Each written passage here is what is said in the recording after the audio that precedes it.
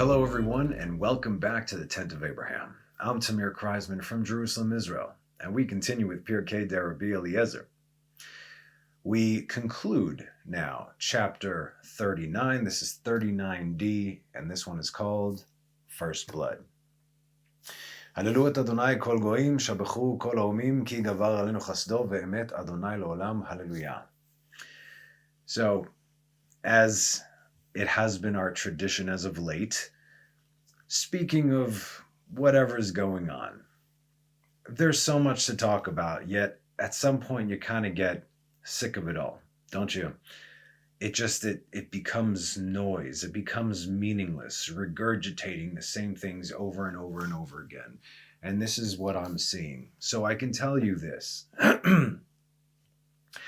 Some people are waking up, and some people are absolutely not. And you can already see who is going in what direction.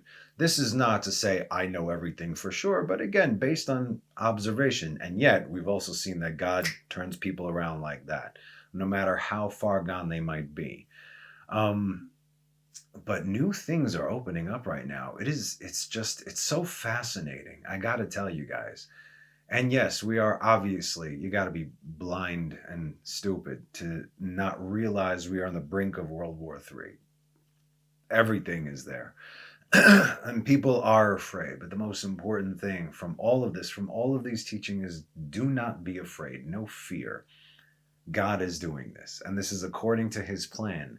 And the more Torah you learn, the more you will understand that it is exactly according to his plan. He said this is going to happen just like this, according to his prophets, according to the sages, according to the entire Tanakh. We are living in it right now, and this is absolutely an amazing time to be alive. So really, when it comes down to it, just no fear. I understand these are scary things. The unknown is scary. We see the weight and the might of the physical world coming down upon us. But who controls them? And don't forget that. So there's a certain peace that we all have to come to. I just want to tell you one story that I heard this week that this is it, okay? For me, this is the place that we all have to get to. So you guys know obviously what happened and all the kibbutzim and everything, what they did. And this woman tells of an incredible survival story. When she saw the 3,000 Hamasniks jumping over the fence and coming into the kibbutzim, and they started just slaughtering people all over the place. She happened to have a book of Zohar for Parashat Pinchas, for Zohar Pinchas. And she wasn't a religious woman, but she had that. She didn't even mention how she had that there. Because again, the place was not a religious place at all. But she had it there. And she took the book and she went inside the closet. And, like a regular where you would hang your clothes. And she sat there and she closed the closet doors inside her bedroom. She sat there for 12 hours. And she said she was sitting there in the dark. This is a secular woman. She sat there in the dark. And then she just opened the book. In the dark, in a small cramped closet with clothes all over you. She opened the book. And the letters of the book started to rise. And they filled the room, the closet, the tiny little space, with light. And she said, and gunshots and firing, they were right outside her window. They came in her apartment. They were, I guess she didn't lock the closet. It's a regular closet door. They just open up right there, a thin piece of wood. They were right outside there. And she was having conversations with God. And she said, in the merit of Rabbi Shimon, who wrote the Zohar, I'm not afraid. God, I'm not afraid. She said her words, if you want to take me, then I'm ready to go. But I'm not afraid. And they were there for, she said, between 2 and 4 minutes, and then they left. The entire block of where she lived, every single house was burnt to a crisp. All the people were murdered. Every last one on her block, she was the only one who was untouched, and her house was untouched. Not only that, they did blow out her window, but no structural damage, but they blew out her window, and not a single piece of shrapnel touched the closet. It's like a 4-minute video. It's absolutely incredible. And she sat there for 12 hours, she said, until the army came. 12 hours later, you see what's going on? The army is not saving you. But the peace that you have of, if it is my time, then so be it. But I'm with you and I'm not afraid. That's really what it comes down to. Each and every one of us, our time has already been written, signed, and sealed on Yom Kippur. And then as the Petah came down, as the final note was delivered to this world, at Hoshana Rabbah, meaning Simchas Torah, was when the judgments of everyone in the world started to be released. And that was essentially Judgment Day, if you will. Or Judgment Day was Rosh Hashanah, but that's when it was exacted. So this is really how we have to navigate right now. I have family members, I have friends who are just... And even though, and some of them know more than others, they understand that not everything is as all what it seems, and still they are freaking out. And how could this and how could that? But you understand, calm, peace. God has everything. We have to make peace with that. That is what is going to get us through. And if not, it's okay, because we are one with God and we are not afraid. In other words, we accept God's judgments. We accept God's gifts, and so therefore we should accept God's judgments equally. Equally. That's what separates us. That is the story of Abraham. Whether it was something harsh or something incredible, Abraham was unfazed because he walked with God. Okay? So this is how we have to practice, knowing this. No, look at my face right now. I'm not joking when I say this. I know this. I am calm right now because of all the things that I read, because of all the things that have been given to us thousands of years ago, not to any other nation, not to any other people, not into new cheap knockoff copy editions, but our original texts. Everything is written, and when you learn that, you say, Hakol bidei shamayim. Just, if you want, read Deuteronomy like we said last week, of the fences that God placed around the Torah from Pirkei de Rabbi Natan, Avot de Rabbi Natan. He said over there specifically, God says, I gave you exactly the end from the beginning so that at the end of the day you shouldn't come and say I didn't tell you. God is the only one that could say, I told you so, because he did. And this is what's happening right now. Anyway, we're going to get into the teaching. We'll see what kind of mood comes out right now. I got my words written down, but again, this is off script. You know what I'm saying? So let's see what comes of this. But I know that when I wrote this, I was definitely in a mood. I wrote this one last week, but here we go. All right. So First Blood, chapter 39d. We conclude chapter 39 with this and the saga of Joseph. Rabbi Eliezer says, before Jacob was to be gathered to his people, this was on the day of his death, he called his son Joseph, and he said to him, swear to me on the Brit Milah, on the circumcision, the covenant, that you will take me up to the resting place of my forefathers, to the cave of Machpelah. It's important to note that though Joseph is indeed tasked with bringing up his father's body from Egypt to Israel and to the cave of Machpelah specifically, he tasked all his sons equally to bury him, as we could see Genesis 49:29. ויצב אותם ויאמר עליהם אני נאסף אל עמי קיוו אותי אל אבותי אל המערה אשר בשדה עפרון החיתי. And he commanded them, Jacob, to his sons, them, and he said to them, I will be brought into my people, bury me, קיוו אותי, plural, not קבו אותי, you, all y'all, bury me with my fathers in the cave that is in the field of Ephron the Hittite. Now remember, Joseph is the king of the world at this point, right? And with great power comes great responsibility. Very good. But what does it mean when we read, swear to me by the Brit Milah, right? This, of course, being the covenant of circumcision. So whenever we read anywhere in the Torah, the term, and he placed his hand beneath my thigh, his thigh. Come, place your hand beneath my thigh. He placed his hand beneath his thigh, right? It literally means that happened. But since the Torah is also the book of modesty, it's not going to say, place your hand on my Brit. You know what I'm saying?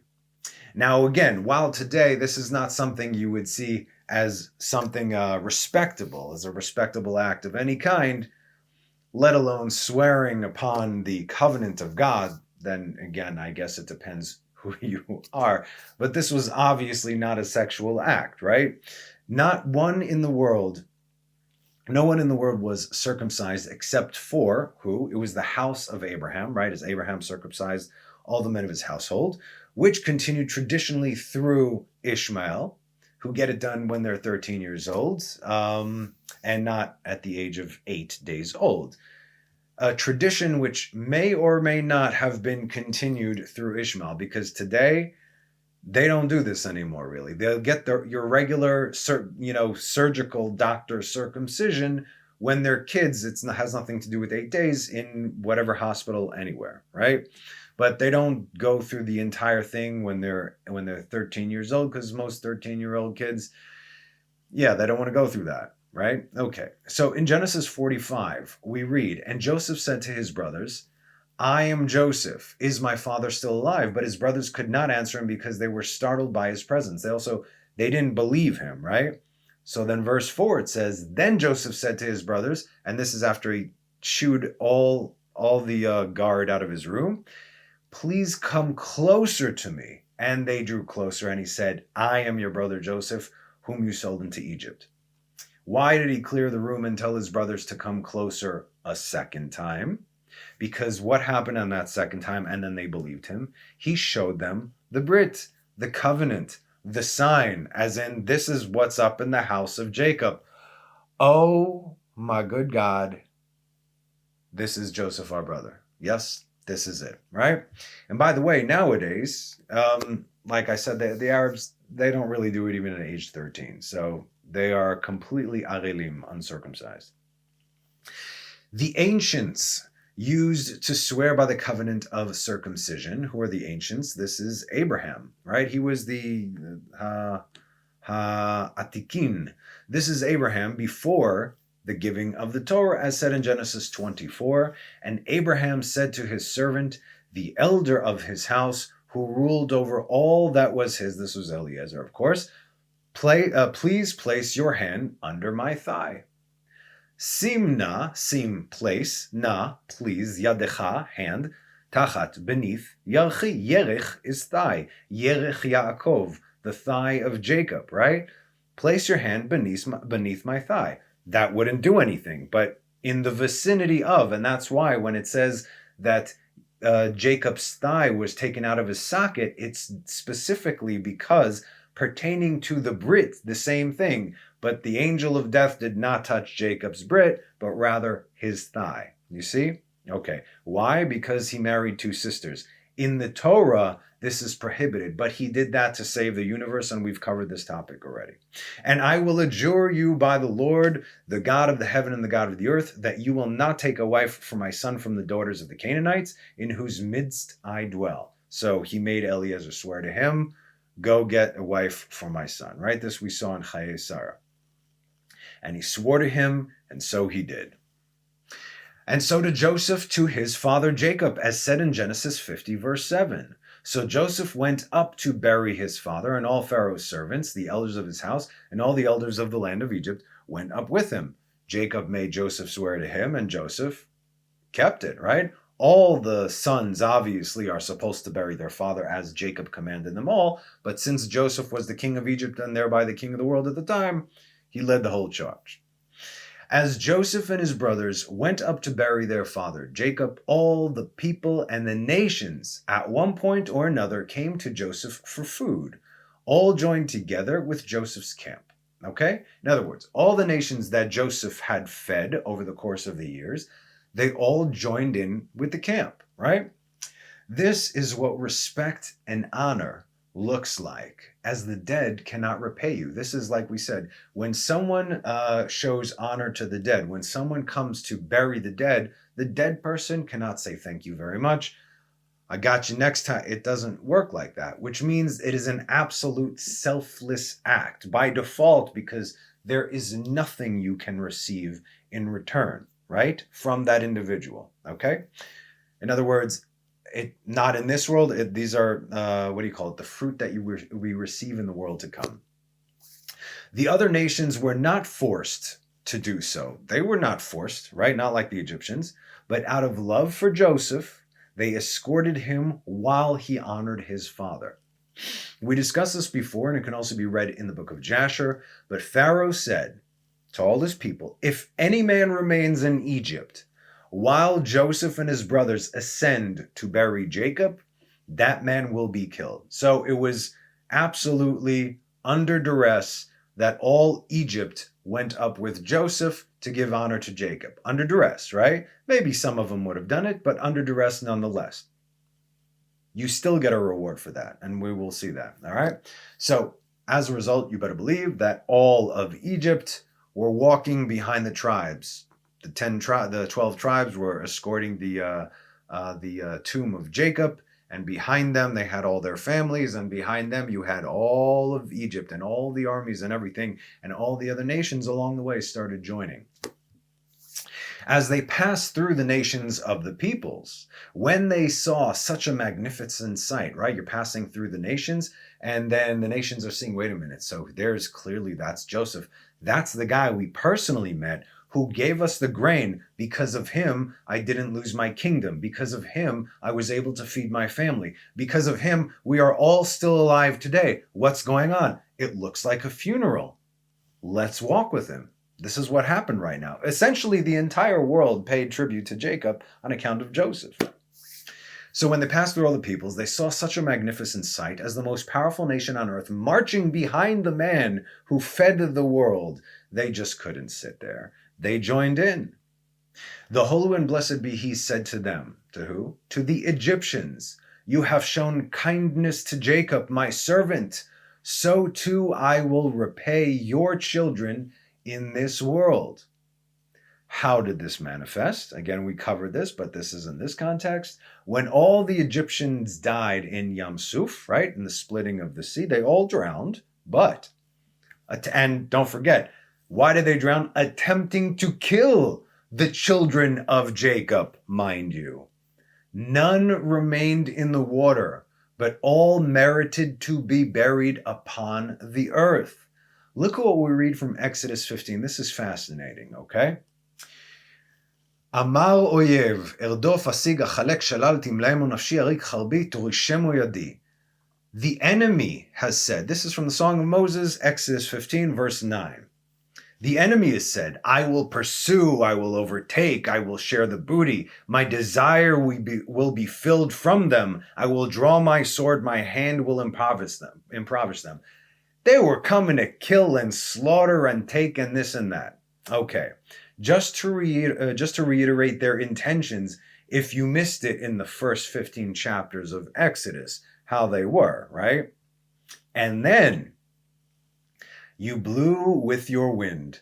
The sea covered them.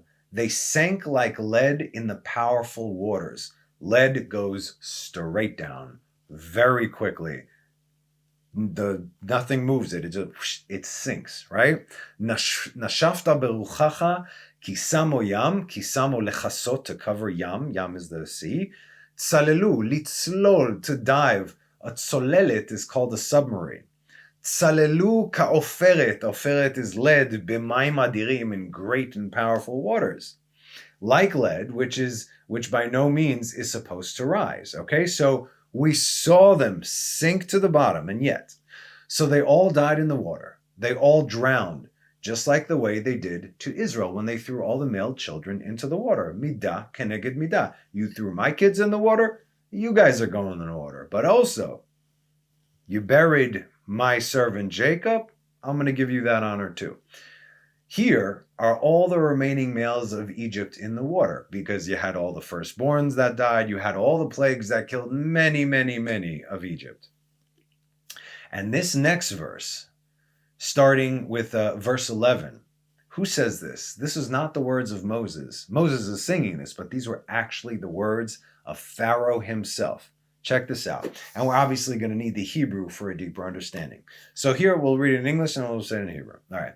Who is like you among the powerful, O Lord? Who is like you, powerful in the holy places, too awesome for praises, performing wonders? Pharaoh said this. Here's how it sounds in Hebrew. Listen. Mi chamocha ba'elim Adonai, mi kamocha ne'edar b'kodesh norat eilot osef fele. As Pharaoh was witnessing all this take place. Now, just try. I know it's even though it says what happened and we could read in the Midrash what happened, we can't even begin to understand what it was like, what it looked like. Israel was walking on dry land in the middle of an ocean, and it said that the sides of the water rose up and they froze. And not only that, if you keep on studying it, we see that there were the 12 tribes. Each tribe had their own pathway. God is all about order, all about order. So you had 12 tribes with frozen waters allowing them to pass through. Could you imagine what Egypt saw? Like what is happening right now? And they're walking on dry land. They weren't sinking, no nothing, but the Egyptians were. And they were still in the same place. This is just one of the many different miracles that God performed. Let's say, for instance, in the Makata Dam, the plague of blood, all the water that the Egyptians drank turned to blood, right? You could pick something up and it was water, but you're drinking it and it's blood, right? So now it turns to blood. So what would they do? They would give it to an Israelite. The Israelite's holding it and it is water. Says, okay, you drink it. And he drank it and it was water. So what did the Egyptians do? Okay, you and me are going to drink from the same cup together. Smart, right? I mean, we would likely do the same thing. But the Israelite had water while the side of the Egyptian turned to blood. So in other words, you could be standing in the same place in the same time and you experience things different. This is the essence of Psalms 91. 1,000 can fall at your left, 10,000 at your right, but it will not touch you. Right next to you. God is very precise. Very precise. There are no oopsies. There is no collateral damage. Not now. Everything was already written. There's collateral damage on a grander scale, but not in the times that we are in right now. This is the end times. This is very specific. All those who have been inscribed in the book of life, like it says in Daniel. I go off a lot. I'm sorry. Okay, here we go. So Pharaoh was witnessing all this taking place and the complete governance of God over nature, over every drop of water, over every grain of sand. At this point in his heart, you said, you are right. This is our sages say, you are right and I'm wrong and I was wrong. We are evil, all of us, and you are righteous. He said this in his heart. Confession, admission of guilt, recognition, returning to God. Pharaoh did tshuva at that moment, and all it takes is a second. And that's actually what saved him. So when we read the verse, when the verse starts, like I accentuated, mi chamocha, who is like you, there is no word chamocha. It's ka mocha, the way I accentuated it the second time. But rather the correct way to say is ka mocha, right? So it's the kaf without the dot in the middle is cha, but there is no ka mocha. It says chamocha, right? So while you see in the English, it's all the same. Who is like you? Who is like you? Misses the whole point, right? So listen again. Mi cha mocha ba'elim Adonai mi ka mocha ne'edar b'kodesh. This obviously was not a mistake, as there are none in the Torah. So check this out. Remember, Pharaoh is saying these words as he's drowning. It's very difficult to say the letter ka, when you have a mouth full of salt water. Okay? You see? That's what was going on. He was drowning. He started swallowing water. And he said the words, mi chamocha. And since that was the moment that he repented, he was taken out of the water, which is how he could say the second time, kamocha, correctly. Mi chamocha, drowning, ba'elim Adonai, taken out. Mi kamocha ne'edar b'kodesh. You see. And where was Pharaoh taken from and taken to at that moment? We also covered this. He was flung across the Middle East to Iraq, to the city of Mosul. Well, today's Mosul, but in the ancient world, this city was known as the great city of Nineveh.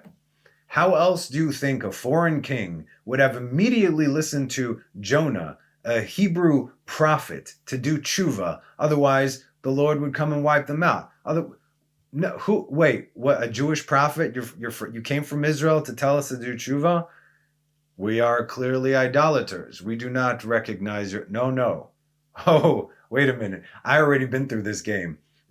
Everybody tshuva now. That's why God wanted the city of Nineveh to do tshuva at that time. That's why he brought one who experienced the wrath of God firsthand to see what God has done to an entire empire, let alone what is he going to do to a city, right?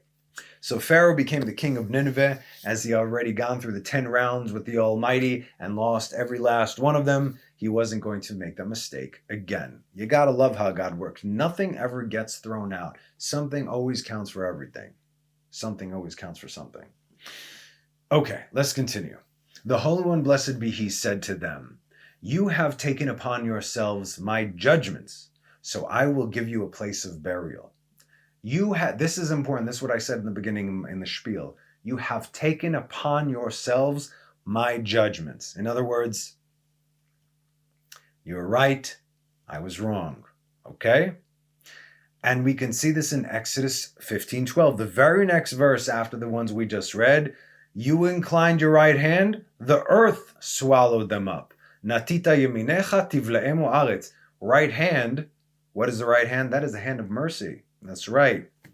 Judgment, mercy. You tipped your right hand, and the earth swallowed them up. That's your mercy right there. This shows us that two things were dependent upon their burial. The first was that they gave honor to Jacob, even if it was under duress. But again, if you do something good, that's one thing. But this should be a lesson to the nations right now, all right?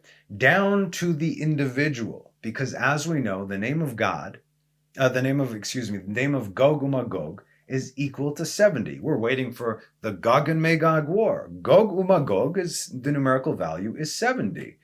As in all 70 nations, the entire world is going to turn on Israel. Every last nation is going to turn on Israel. If you stand with Israel, now again, we are. Don't worry, we're going to make a very big distinction of what today the people are. I stand with Israel. Hashtag I stand with Israel. No, that is not what we're talking about right now. Okay, if you stand with Israel. Not the God-forsaken, and yes, pretty much God-forsaken, modern day state of Israel, but God's firstborn son, as said in where? Exodus 4, what? 22? Yes, very good. Remember that? Then you will stand with Israel after everyone else falls. Unfortunately, 99.9% of the world, and Jews included, don't know the difference. We will see things and you will understand. But if you don't, guess where you're going? Under the sea now, with dingle hoppers. See, I know some things. All right, anyway, the second condition, that was the first condition, that they did right by Jacob. The second condition by which their burial was dependent upon was the fact that as they were about to meet their maker, they all, as Pharaoh had expressed, said, "We are evil and you are righteous." It's so important to recognize that, because if you're going to hold on to it, you feel like, no, I have been wronged and you're doing me wrong. No. Even at the moment of death, right at that moment, God freezes time and you have a sense of realization over there. That's a moment that can change everything for you. Their bodies were not mutilated by sea life, meaning no sharks or crocodiles tore them to pieces, nor were they torn to shreds by the crashing of the entire sea upon them, crushing them upon the sea floor. They were drowned, and then they were spat out all upon the shore, and God himself covered them and returned them to the dust from whence they came. What is our lesson here? No matter what happens to you, no matter what comes upon you, God is always right and always righteous. You understand? We, in our brains, if you take it according to the world's understanding today, but I thought God is merciful. Yes, he is. And that's why he brought about what happened a month ago out of mercy. How? Look at the big picture. Don't just look at this isolated, or it's not even an isolated incident. Don't look at this incident. Look bigger and bigger and bigger. But today's world is all about me, and I, right? Whereas if you learn Torah, all of a sudden your vision starts opening up like this. And this is where the reverence of God comes in.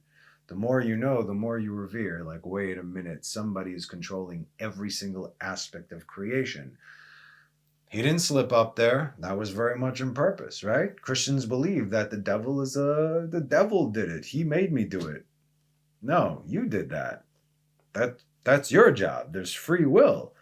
And Satan does not go against God. You think anything could move anything against what God wants? That's already heresy and idolatry within itself. Just one of the many issues that they got going on over there. Therefore, it's not enough to only acknowledge that everything is coming from God, but to receive it as perfect justice as well. And this is, by all means, it's not an easy thing to do. Again, given the most recent tragedy, people going through this, how do you reconcile with something like that? And I'll tell you another very nice story that I heard, because all these beautiful things are popping up. There was a religious guy whose son was not religious, and he was at the party, and he lost his son at the party, and he's telling this story, sitting next to this rabbi, and he's telling this story, and he's saying that, I lost my son. How do you come back from that? It says the Talmud teaches us it's such a travesty and a tragedy when a parent loses a child. A father should never bury his son. It's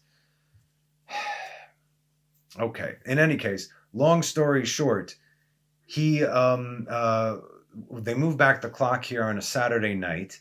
But he didn't readjust his clock, so he woke up an hour later. So he missed the first minyan for Shacharit.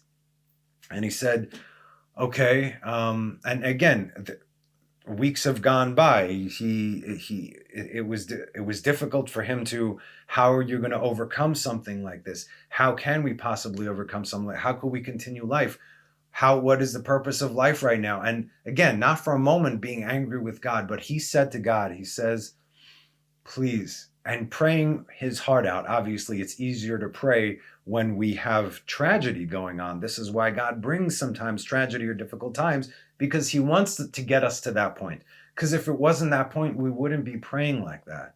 You see, that's why these things happen, to get it squeezed out of us. I've never prayed harder to God when I'm going through other times when I'm not going through turmoil. The turmoil gets you on your face, pours your heart out, and that's what you need for your own benefit, because you need to unlock something over there for your sake. It's all mercy. So the guy said, God, please, I love you, I believe in you, and I understand everything that you're doing is for our benefit, and I know that you are a perfect and righteous judge. I'm just asking you, as a father, I'm asking you, humbly, please give me a sign. Just give me a sign that everything is okay. He just asked for a sign. He did not forsake God, chas v'shalom, none of that stuff. So like I said, he was late for the morning minyan, and there was another minyan in half an hour. So he said, you know what, he's going to put on his tefillin, and in the meantime, he'll sit down and he'll read one of these on Shabbat and in shuls on Friday nights. They give out all these divrei Torah and things like that, like Torah lessons for that week from certain rabbis. So he says he had one in his talis bag that was there, and he pulled that out and he started reading it. It was in his talis bag for 7 years. 7 years. And he starts reading it, and he's reading this thing. I'm getting chills when I'm hearing it. It's all about, and who wrote it? The rabbi that he was sitting next to.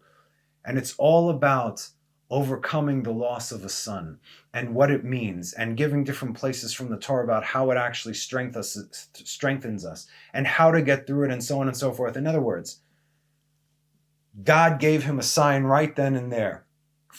You understand? And these stories are happening all over right now. I'm getting choked up a little bit. Like I said, when I see tragedy happening, it's terrible. but it doesn't break me. I'm horrors. I'm telling you, people, horrors that you don't want to see. But I don't know how to explain this. And it's not that my heart doesn't go out to the families or whatever. I've lost people as well, all right? But it doesn't get me like when I see people doing tshuva, or when God actually gives that sign to people and what it does to them and what it does to everybody that they speak to afterwards. I'm sorry, I get so emotional right now. Oh, okay. Sorry, really. Okay, excuse me.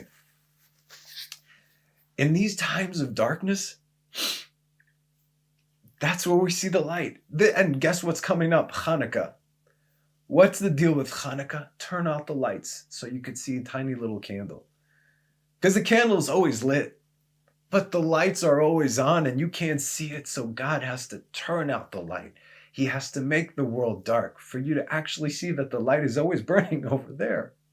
Anyway, it's a lot, and it's good. And within all this darkness, that's where the light is shining. And this is, you see God doing his work, and yet there are still people that refuse to see this. And you already see which side, like I said, which side they're going on. And you see the people that are doing tshuva and strengthening themselves and coming back to God. And I can't hide this. That's what breaks me down. In gratitude. And tears of joy and tears of gratitude are 1,000 infinitely more powerful than tears of sadness, because it takes it away, and then it also puts it in perspective. And I've also been there before plenty of times, which I've actually shared here in a public forum with you guys. Anyway, what were we talking about? Let's just get back. Oh, okay. All right. Yes. Therefore, it's not enough to only acknowledge that everything is coming from God, but to receive it as perfect justice. Because otherwise, if you think that something is being done to you, on purpose to you, to try and stick it to you, and you complain about it, you are stating that you think that the master of the universe, God forbid, got it wrong. That's what that is. That's why anger is also, did you see what that person did? Did you see what this did? Yeah, God did that. Why are you angry? Receive it. That's what this is. And that's what it's called lekabel. Lekabel et Torah. Lekabel is to receive the Torah. That's why, again, Kabbalah is called reception, to receive, because these are higher things that people, based on anger or willfulness or just straight up rebellion, will refuse to accept. Okay. This is not only considered leaning on your own understanding, but a direct defiance and rebellion against God and his Torah.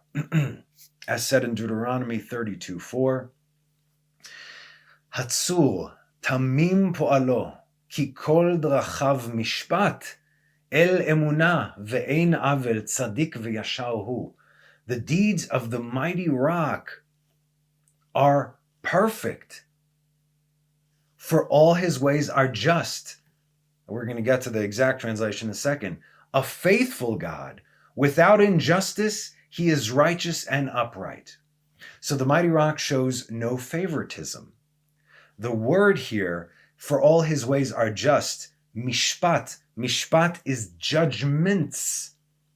Mishpat, shofet, is a judge. Ki kol drachav mishpat, all his ways are judgments, meaning we have rules, we have laws. You follow them, it's heaven on earth. It's darkness, it's light within the darkness. The woman in the closet, opening the Zohar, and the book opened up and the letters illuminated the room for her, and she was filled with calm and peace. This world is becoming more and more dark. I've been saying this right now. I'm sorry, forgive me with that. I've been saying this. I see a lot of other teachers that are saying, a lot. I've been saying. Yes, a lot of people have been saying this, but seriously, we can see it already, right? We can see it. And even now that I'm not turning up the volume, but the darkness is becoming greater. We see this. These are not empty words. They never were. It was a warning. Now it's like a realization, a reality. So if you follow them, it's heaven on earth. But if you don't, what do you think is going to happen? Ki kol dachav mishpat. So yes, God is all merciful and all kind and all loving, yet he is all judgment. How could this be? The only way for you to understand this, which is fairly simple, is learn Torah. That's it, because otherwise it won't jive with anybody. When they had arrived at the cave of Machpelah, we're back to our story. Esav came at them from Mount Seir. Now, geographically speaking, the ancient Mount Seir, which means Seir is the Se'al from hairy, right? Because Esav was a hairy one. The ancient Mount Seir, which is connected to the fields of Edom, are located almost in the middle between Beersheba and Eilat, the southern part of Israel, right? Just south of the Ramon crater, and they stretch all the way across the borders to Jordan, to the vicinity of where Petra is today. All right? So this is also how they knew what was going on, because the burial party in all their masses had to pass by their borders. So obviously someone told King Esav and said, we see your brother's kids over there. So they obviously knew what was happening, which is why Esav and his people met them there. And why were they there? What does our text say? To stir up conflict. Now, again, when I read this and I'm writing this, this is pretty much where I went off. So I'm just going to go off on another diatribe right now, on a whole different energy level, probably from what just went off right now. All right. So specifically, it says to stir up conflict. Why was their intention not to go to war? Pay attention right now and please see if any light bulbs go off. Okay? What's going on? Just pay attention. There is no doubt that Esav and his people were formidable foes. Absolute men of war, yes. There is no doubt that they possessed the strength of the sons of Abraham and Isaac. There is no doubt that they were bloodthirsty. But also, there was no doubt that they were not stupid. That's why it says that they went to stir up conflict, and it didn't say that they were coming to wage war. And why? Well, the first and most obvious reason is that they were outgunned and they were outmanned as the entire Egyptian army stood at Joseph's back. Just tell me if you're seeing similarities here. All right? The entire Egyptian army stood at Joseph's back along with all the other nations, everybody. They were just an endless sea of people over there. All right? And the second reason, and less obvious to your average, everyday, uninformed idiot, yes, I know what I said, Esav knew, hear me now, Esav knew that he was in the wrong. Therefore, war on both accounts would be futile. How do we know that he knew? Because Genesis 25, and Esav said to Jacob, pour into me some of this red pottage, for I am faint. He was therefore named Edom. And Jacob said, sell me of this day your birthright. And Esav replied, behold, I am going to die, so why do I need this birthright? In other words, I don't believe in the world to come. I don't believe in the afterlife. Sure, yeah, take it, no problem. And Jacob said, swear to me as of this day. So he swore to him, and he sold his birthright to Jacob. And Jacob gave Esav bread and pottage of lentils. As we know, this was the Shiva of Abraham, right after Esav came from the field when he decapitated Nimrod and took the garments. And he ate and drank, and he rose and he left. And Esav despised the birthright, vayaviz. Not despised, he floundered it, he threw it away.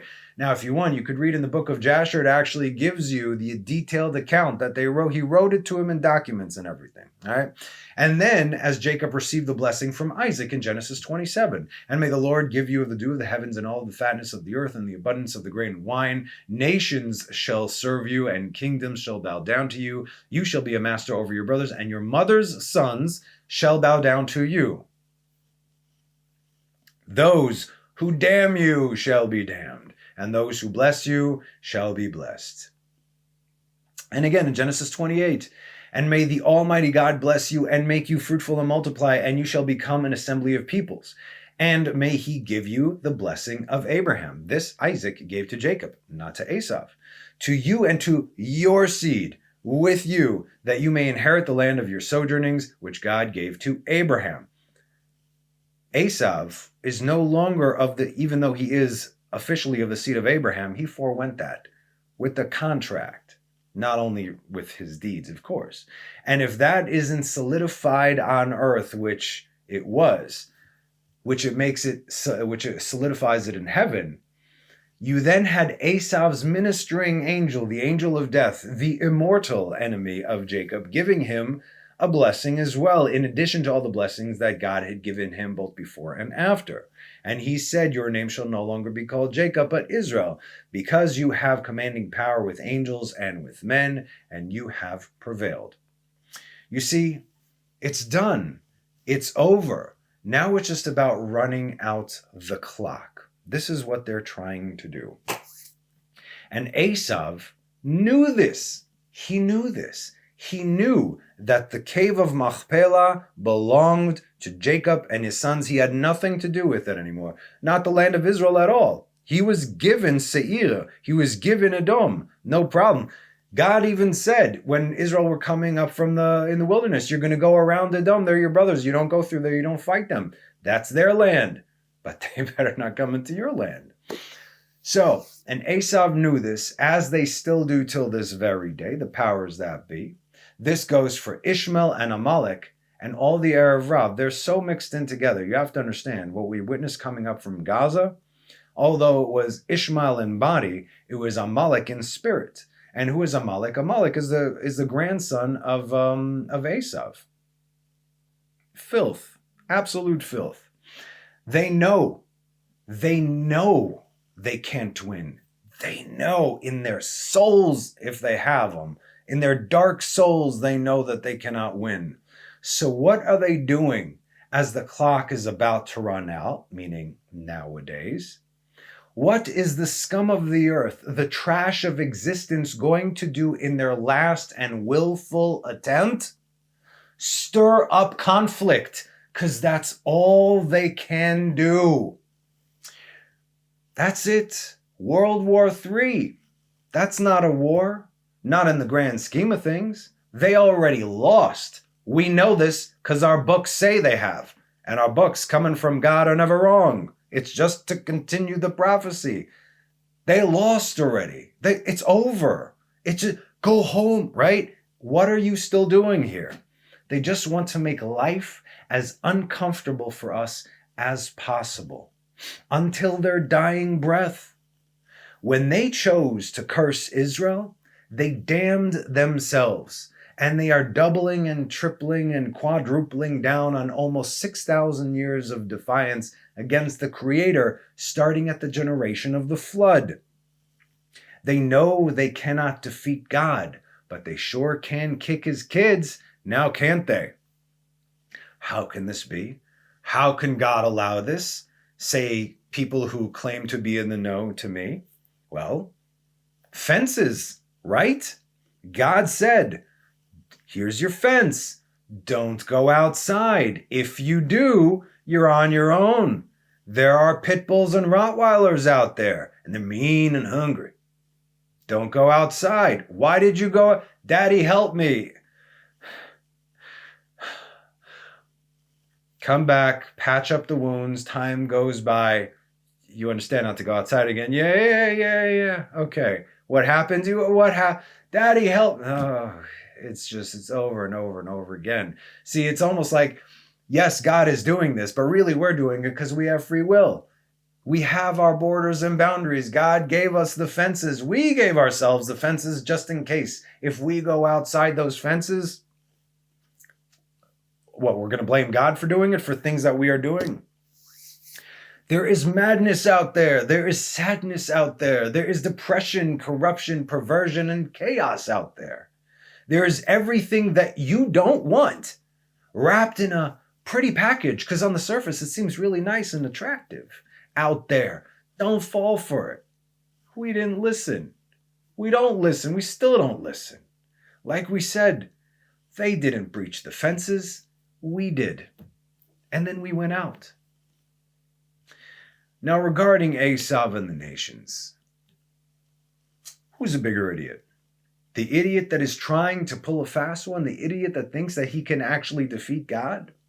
Meaning, the liar, the schemer, the one who is most cunning?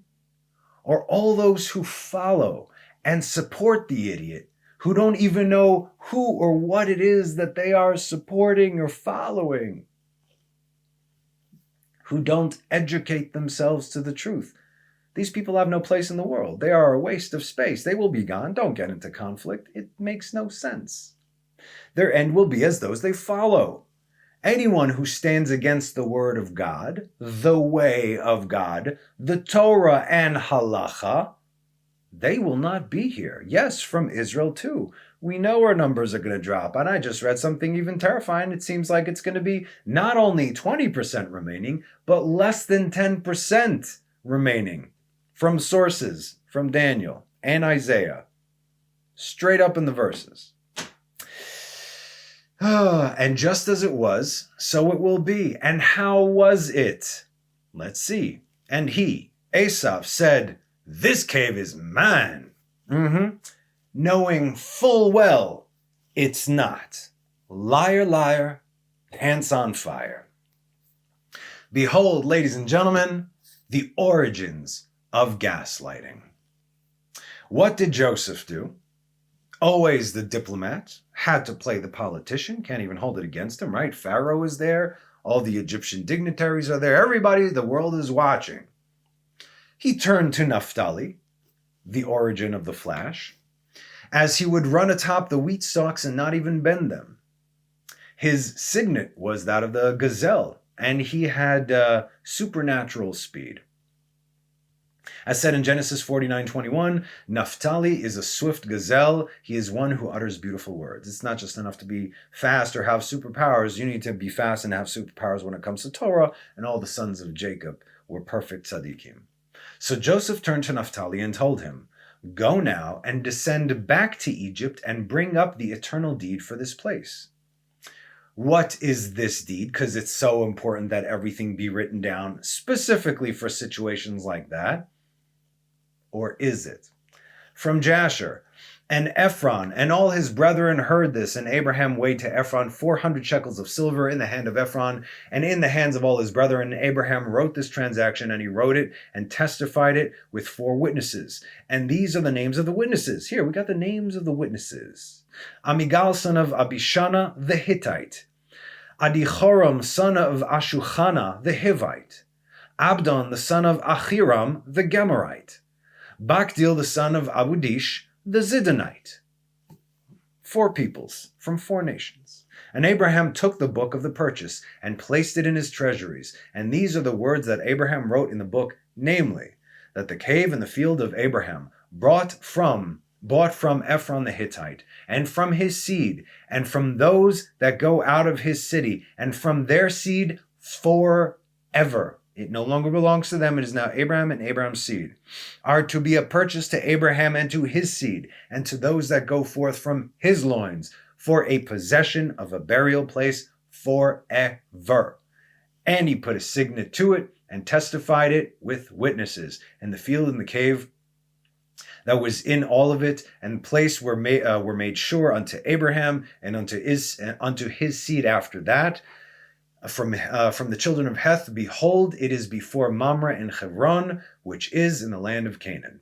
Okay, so the eternal deed with witnesses from 4 people, each from a different nation. And their people were there too. So there was no question, no contention, nothing.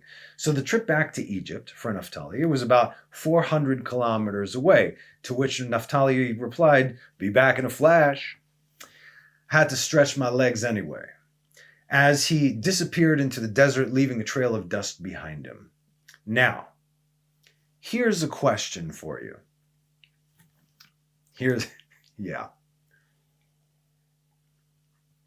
Joseph knew that his army could have destroyed Esav's army. Ended it right then and there. And he knew as well as the brothers knew, and their families knew. They knew that Esau knew that his claims were bogus. Everybody knows, like, you know you're lying. I know that you're lying. I know that you know that you're lying. I know that you know that I know that you're lying. So then, what was the point of all the theater, right? What's the point of producing the proof? Why? Of producing the proof if those who are going to show it to are going to deny it anyway? We got the city of David. You could literally come today and stand in the palace of King David. But the Arabs living there, and UNRWA, and the UN and all that stuff, they're saying Israel is planting we planted the entire city of David. We're digging things up while we're bringing in things that date back to over 3,000 years. Yeah. And people, you understand, what is the point of showing proof? Show the proof to a liar, to one who doesn't want to see it. They know they're lying. It's not that they think that you're lying. They know. They know. Okay? So again, he's going to deny it anyway. What's the point of showing him the deed? And say, oh, well, my bad. Have a nice day. He was there to stir up conflict. That's it. Furthermore, Joseph commanded Egypt. He didn't even need to give them a reason to wipe out Esau. They would have done anything he would have commanded without question. See these guys? Make them disappear. End of story. And to put the cherry on top, he had all 12 sons of Jacob standing right there, front and center. Well, minus Naphtali, but he'll be back in a minute anyway. They had all the strength needed to destroy the world. Remember when they were in Egypt, and we discussed in the Midrash when Judah spoke to his brothers, when Judah and Joseph, before Joseph revealed who he was, Judah said, how many marketplaces? You take this, you take that, you take that. We're destroying all the food here. We're taking out their army. We're destroying the world. So what? They're not going to destroy Esau and his people with the Egyptian army at their back? Of course they could have done this. No question, hands down. Let alone end their bloodthirsty uncle's life right then and there. And that's because they had God, truth, and righteousness on their side. They had everything, every reason, everything going for them right then and there. So this whole diplomacy, political garbage, think today now. Yes, I hope you're understanding the back and forth that I'm going here. This whole diplomacy, political garbage was and is still very much useless. What are you doing? Who are you trying to explain what to?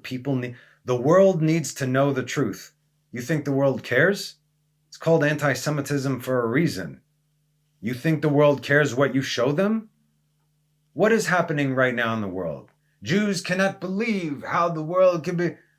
If you show, I don't even want to waste the time, but just a sentence. If the evidence that we have comes from the perpetrators themselves, and they're the ones that are posting it, look at what we did, and hey, we're going to do it again. You see, world, they say this. That's Israeli propaganda. Who are you talking to? What are you doing? You could do I don't know, plant an avocado or something. Watch that grow. It'll be more useful. So let's see what did happen so we can know what will happen, or at least how to deal with whatever is happening. Okay? This is how, and I'm speaking to individuals because we know as nations, this ain't happening. No way, Jose. So I'm speaking to, you want to make it through? Let me tell you. Here's how it's done. I'm reading, continue reading. Hushim, the son of Dan, was a deaf mute. Okay? Couldn't hear, couldn't speak. He gestured to his family. Well, what's the holdup?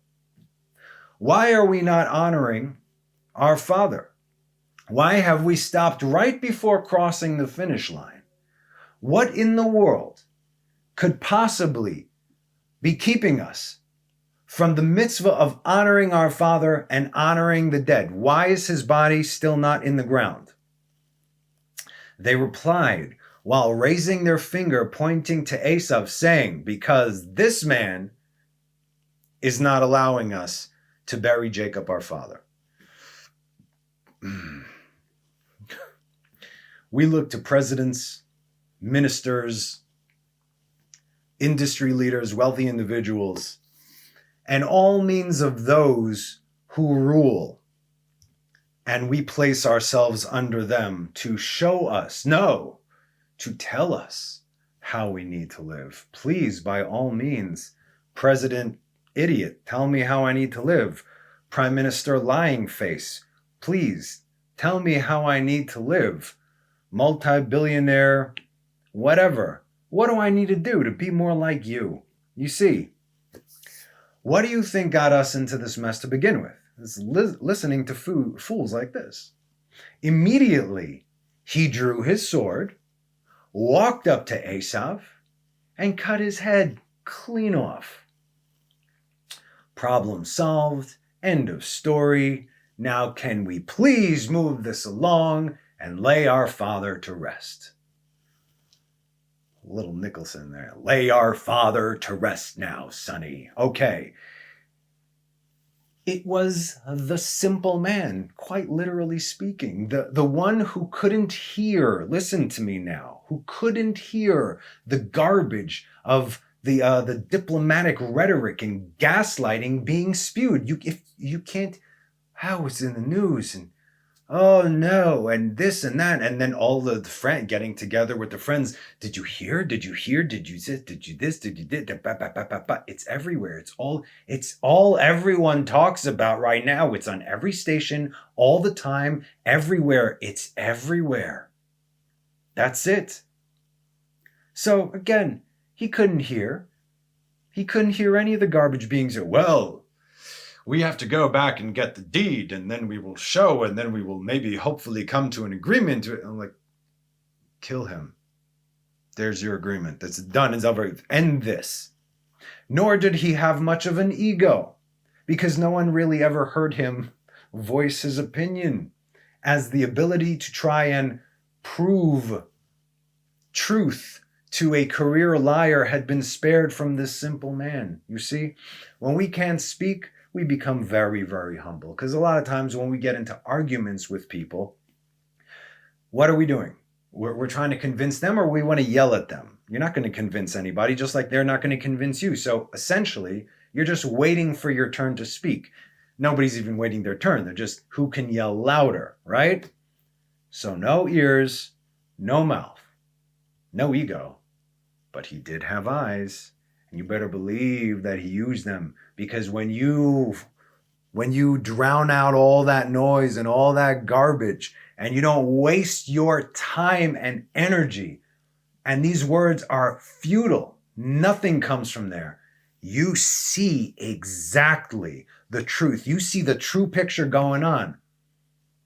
I mean, sometimes you could just watch these things on mute, and see what's going on. Just watch, just see. I did this thing one time. Oh, actually, not relevant right now. Okay, so since those other two senses were not being overloaded with nonsense narrative, like I said, you better believe that he used his eyes and he saw things exactly for how they were and not what people were saying that it was, right? Oh no, there's a pandemic.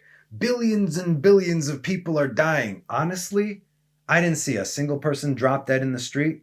People are dying afterwards, mysteriously, from exactly the same symptom. Where'd that come from? You see, if people don't tell you that things are what they are not, you would never know it, because this is how you know it's all a lie.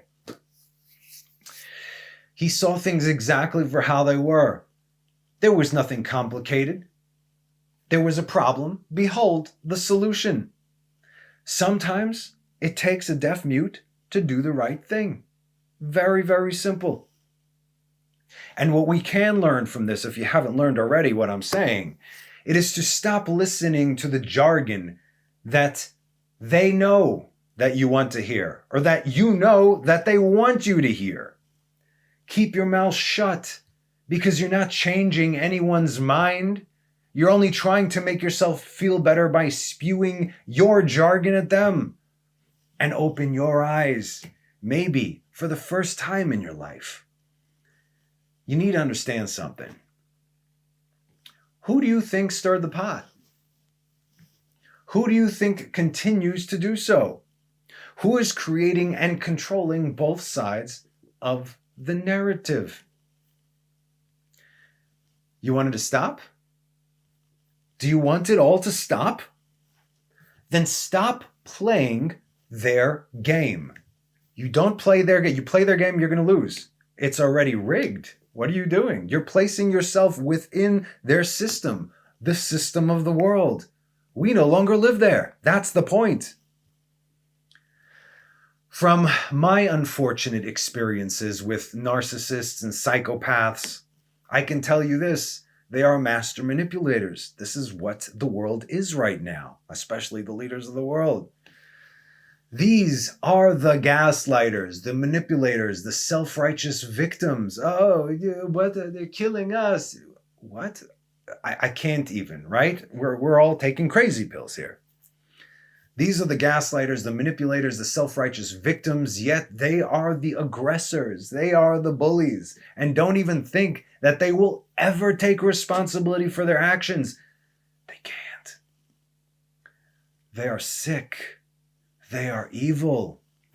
They have a miserable existence. And their only goal is to bring the world down to their level. And they are succeeding. Don't go there. Don't play their game. Don't even get into it with them. Refuse to step onto that field. Cut them out. Cut it off. The time for the whole PR game and the explanations and what we call here is hasbara. The time is, it doesn't matter. Who are you trying to impress? The time for conversation is over. You're still trying to impress the nations? Who are you trying to impress right now? Whose approval are you seeking? Whose permission are you asking? Again, yes, let the governments do their thing. Again, like I said, sit back, enjoy the theater, because that's all it is. I wonder what's going to happen next. Look, hey, wow, Baruch Hashem. Let them do it. I'm talking about for you right now on a personal level, because nations are not going to be saved. Nations are going to be wiped out, but individuals are going to be saved. Israel too. We should not be looking to win the hearts and minds of those who have no heart, nor two brain cells to rub together. I mean, again, honestly, if World War III wasn't happening imminently almost, we'd be done as a people, as a species in about 20 to 30 years. Do you see the kind of idiots that are coming up today? The fools that, I got a college degree. They're the next generation of the leaders of the world. You see, we're screwed either way. So better it be this way than leave it to them. You understand? Time is pretty much running out right now. It's almost done. Now, the interesting thing about cutting off the head of the snake, so we can get down to business, is that in Masechet Sotah, in Tosfot Gitin, in Shochar Tov 18, and in Yerushalayim, Yerushalayim Ktuvot 22, it all says that it was Judah who drew his sword and did the right thing. As we have discussed in the past, Judah is the simple kind of man. I gave a whole study on the difference between Joseph and Judah. Joseph is he's the diplomat, he's the aristocrat, he's the one that received favor by his father, but Judah is the one that went through the mud, that tracked through the mud, but always did the right thing. And that was his tshuva. He's the one ultimately that gets it done. Here we are today, as Jacob prophesied upon his deathbed in Genesis 49:8. Judah, as for you, your brothers will acknowledge you. Your hand will be at the nape, the neck of your enemies. That's also a hint as to cutting off the enemy's head, right? And your father's sons will prostrate themselves to you. Because King Mashiach comes from Judah. Judah was so protective of his father Jacob, especially since he was the one who gave him the fabricated story of Joseph's death, right? Tshuva is what plays a major part in the makings of a king. And after he did tshuva, as he descended, within that descent sprouted the seed that would become the king over all of Israel. A cub and a grown lion is Judah. From the prey, my son, you withdrew. He crouched, rested like a lion. And like a lion, who will rouse him? Who is stupid enough to do this? Do you think we have been awakened? No. Don't jump to, you don't know the answer. Do you think we have been awakened? You think our might lies within our military strength? Yes, we are doing great war over there while we still have soldiers dying every single day needlessly. You think we've been awakened? No. If we have been awakened, Mashiach would be here right now and all this garbage would be done away with. All right? If you think that our military strength is our strength, then you haven't been listening to a word I've been saying over I don't know how long. How about Moses' blessing to Judah? Maybe that'll help us move things along. Deuteronomy 33:7. May this also be for Judah. May this also be for Judah. May what also be for Judah? Because that's how the blessing starts. Vezot leYehuda. The previous verse. May Reuben got the first blessing. May Reuben live and not die. And may he and his people be counted in the number. May Judah live and not die. And may his people be counted in the number. And then Moses said, in other words, the blessing for Reuben, that will also be for Judah. Live and not die, may his people be counted in number. And Moses said, O Lord, hearken to Judah's voice. Shema, Vayomer Shema Adonai Kol Yehuda, Ve'el Amo Tevienu, Yadav Rav Lo Ve'ezer Mitzarav Tiyeh. Hearken to Judah's voice, to the voice of Judah, and bring him to his people. May his hands do battle for him, and may you be a help against his adversaries. The voice. Wake up, Judah. It's time to roar. Do we understand now the true power of Judah? It doesn't lie in advanced weaponry or guns or tanks or what is it? F-35s, or nukes? No, that's not where our power lies. That's where they want us to believe that our power lies. Lies, right? That is the true power of Judah. It is our voice, right? We got it from Jacob. Hayadayim yedei Esav. The hands are the hands of Esav, because Esav's world is this world, everything material. Aval hakol kol Yaakov, but the voice is the voice of Jacob, and God will hear the voice of Judah. So, Esav's head gets cut clean off and rolls right into the cave of Machpelah. And that was it. No more conflict with his people as they carried his body back to his place in Mount Seir. Like, well, that's done. Okay. That was it. Conflict over. Do what needs to be done. What did Isaac do? But Isaac passed away a long time ago. Spiritually speaking, what did Isaac do? And again, the righteous are never really dead. It says, he grabbed onto Esav's head, keeping it present in the holy place. Because although it is a tomb and where the dead lay is unholy, but that you better believe that's a holy place. A place where any part of Esav had no business being, not before or especially after this last stunt he pulled. But Esav did have one thing going for him, and that's he had tremendous amounts of honoring thy father and thy mother, right? Kibud Avaim said that Esav was second to none in the Torah. So there's a wicked man did something good. That's probably only why he merited to have his head in there. But Isaac did love his son after all, and he prayed to the Holy One, blessed be he, and he said, Master of the universe. And then it quotes a verse from Isaiah 26:10. Shall the wicked be favored? I'll read the verse and then we'll break it down. Shall the wicked be favored who did not learn righteousness? In the land of the uprightness he deals unjustly, and he does not see the glory of the Lord. So Isaac said to God, shall the wicked be favored? He who did not study Torah, as said, who did not learn righteousness. Torah and righteousness is the same thing. Bal lamad tzedek, tzedek, righteousness, Torah, they're all one and the same. as he spoke falsely of the land of Israel and the cave of Machpelah, right? He lied. It is not his. It does not belong to him. Neither does his cave belong to him. As said, in the land of uprightness, he deals unjustly, from the verse. And what will his end be? What will all their end be? The Holy Spirit answered and said, by my life, he shall never see my glory. As said, and he does not see the glory of the Lord. Oh. Again, that was, if you want to check that out, that was Isaiah 26:10. That was a conversation between Isaac and God regarding Esav and his end.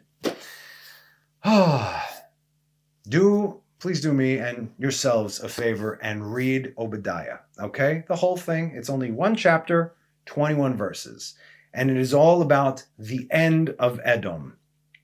The ones who are pulling the strings and releasing their bloodthirsty dogs. But I'm going to read verse 10 for you now. Because of the violence towards your brother Jacob. This is all God is prophesying against Edom, Esav. Because of the violence towards your brother Jacob, shame shall cover you, and you shall be cut off forever. Maybe I should read this in Hebrew. Mechamas achicha Yaakov techasecha busha.